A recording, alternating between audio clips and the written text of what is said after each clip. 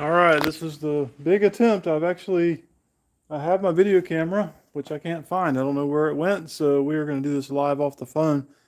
The car now has about 3.5 gallons of fuel in it. So first thing we're going to do is see if the fuel gauge works, and hopefully nothing bad happens when I turn this on. Here goes nothing.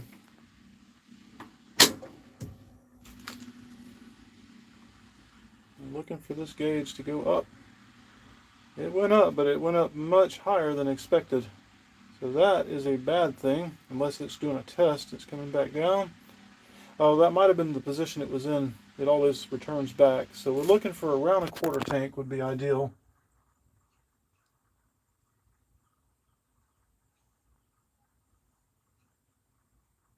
And the fuel pump at this point should have primed, although I have to admit I did not hear it. Slightly less than a quarter tank. That's actually even better. That gives me a little bit of reserve beyond what I would expect. We're ready to crank her, I think. I don't know. So I'm going to set the camera up to, I don't know. I kind of want to check the fuel pressure. And I think we've got a little place right here we can do that. I don't know if I've got a fuel pressure gauge anymore. I had a good one that I lost at the drag strip. And we've got compression. All right, give me a minute. Let's see what we can come up with here. I'll set you guys up. Hopefully you can see what's going on. I didn't come prepared. I actually had my video camera in the truck today. And stopped, grabbed lunch at a drive-up place, and somehow it disappeared. So I don't know. Very strange. I don't think I've got an operable fuel pressure gauge right now, so that's fine. We're gonna give it a shot anyway. What else can we do, right?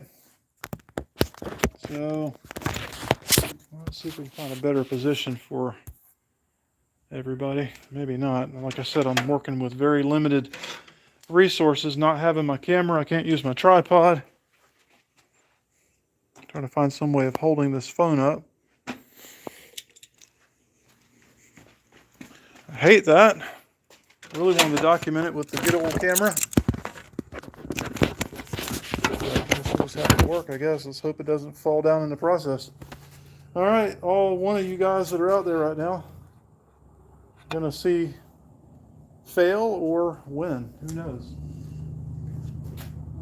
No reason that it shouldn't have primed. I'm gonna listen for the fuel pump again.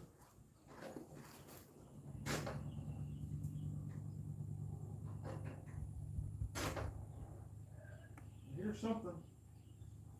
I'm guessing that it is working. It is priming. No visible fuel leaks underneath. Check for fuel leak under the engine bay here. Looks good. So the next thing we're going to do is make sure I've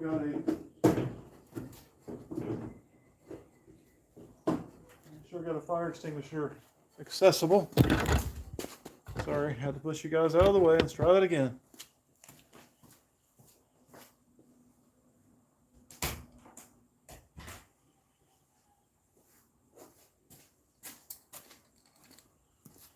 See there? We got green. So just in case, carry mace. All right. We're going to see what it does.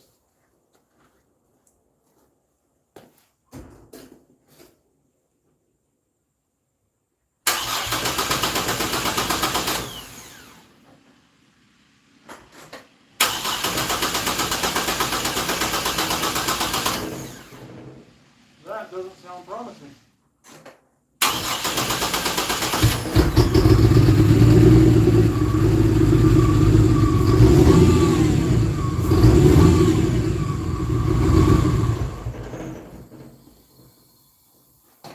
Well, I guess it was promising.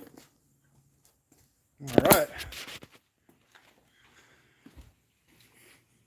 I guess it just took a little bit to prime. It probably had to open those injectors up to get the air out. Nothing's leaking, surprisingly. course, the power steering pump is not hooked up. It's dry. The transmission cooling line is just a loop right down there, but I did put hose clamps on that. So, sounds surprisingly good, like in a very powerful sort of way. Now, that is just a single cat on there currently, but I'm really surprised that I guess because it's a 4-valve engine, it's got pretty good throttle presence. I think I might need to start it up again and give it a rev. What do you guys think? Let's just see what happens. Why not burn up the head gasket on the very first start in the car, right?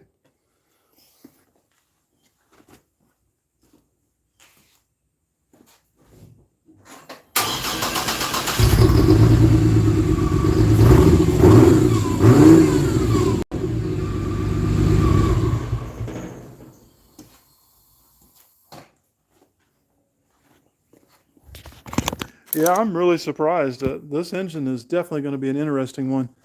It has a very, it's very revvy for sure. I think I'm going to like it. Can't wait to hear it with some exhaust on it, but that should motivate me to bring this thing to completion. I'm thinking right now, I believe it'll be on the road by the end of March, maybe sooner, but I think the end of March is definitely, definitely going to happen. So where we are right now is I've got the new condenser for the AC. So I need to finish welding on the radiator, get it in place.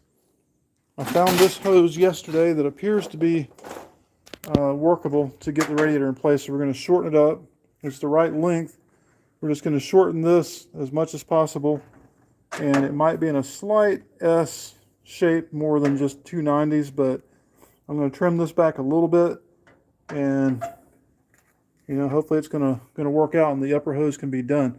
For the lower hose, it looks like I'm going to end up using aluminum tubing, so I'm going to have to get online. The next thing I'm going to do today before I leave is measure, count the bends, and see about ordering some tubing. So I'm going to run a hard hose or a hard line from somewhere over in this area. Your neck is right here. So I need to make a 180. I could do that with rubber, or I could build a aluminum and just put a 90 here or something like that. So I'm going to try to figure that out. We're going to go 180, and then we're going to go 90 down, 90 under the pan, down the cross member, and then a 90 forward, up through this area here, and then it'll connect to the radiator. So that's probably our biggest obstacle right now. And then the next thing would be, do the brake lines leak? Because I've never even done a double flare in my life, and I just did a whole bunch of them on here. I can only hope that I didn't do them wrong. But we'll get the double flares tested, make sure they're not leaking brake fluid. Assuming those are good, I've already got the transmission cooler is built into the radiator. I just pulled the plugs out that's never been used for that, so I've got that loop in there already, and I've got the fittings for it. I'm just going to slip 3/8 hose over the lines that are here. I'm not going to do quick connects for those right now. Probably the biggest obstacle there is I know one of them comes out in this area and one comes out in this area, so I think it's going to be clear, but I do have to come under this pulley and make a 90 without getting into the belt, so that might be a little bit of a challenge. I have to build a bracket. I need to build a bracket to hold the battery in place. I still need to build the exhaust. I've got an air leak up here. I've got an air line that needs to be changed. So we're going to have to put a 90 on it. And I'm going to bring that line to this side of the frame, which I really would rather not run it on the outside of the frame because of the risk of getting damaged, but it's too close to the catalytic converter, I think. I do have a sleeve on it, as you can probably see there, but I just think it's too close and it's just not going to be practical. So,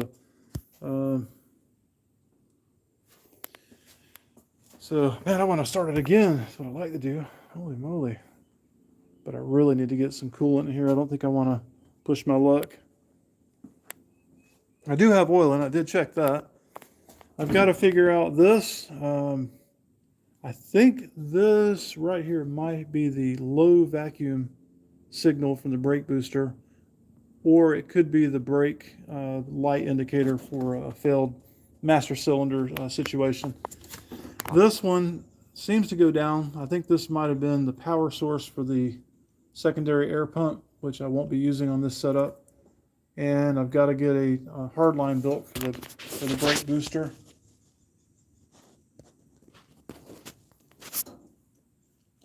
Yeah, that's why I think I want to run it again. Maybe we might let it wait a minute and try one more time. But yeah, it's getting better. I mean, this fuel's been sitting in these rails. I mean, there's probably some fuel sitting there in those injectors, and it's been cranked over periodically, you know, like once or twice in a year. So I can only hope that that fuel got ejected, but hopefully, you know, we don't have any injector issues. I hate letting things sit that long. But yeah, this lower radiator hose, that's my big worry in life right now. But we've gotten over more difficult hurdles, so I think it'll be good. Those of you that are just joining, it did run. We're going to do one more start here in a minute. I'm just kind of letting the temperature kind of even out before we run it again. But it does start and run. Probably need to plug that up.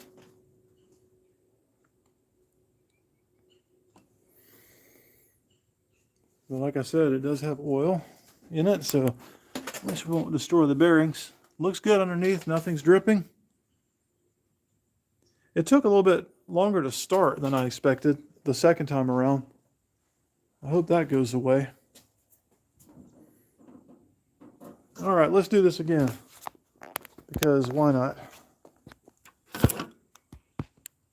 This is my camera holder, wire stripper. Don't ask me where my video camera went. I specifically brought it, and I specifically cannot find it, so who knows. All right, that's as good as it gets, guys.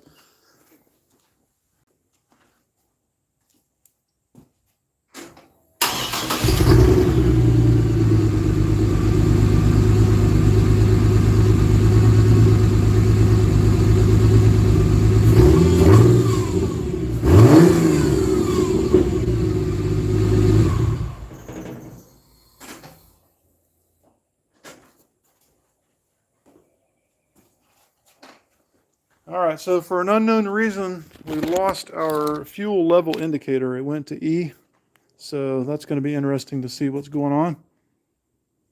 But hey, she runs. So I think I'm going to go ahead and shut this video down, kind of take all this in, see what's going on with the fuel. It's possible that the wire came loose down there from the engine running, but overall, I'm pretty dang happy to hear it. So I appreciate you guys tuning in. I'll leave this video up, and I'll be back at some point. See you guys later.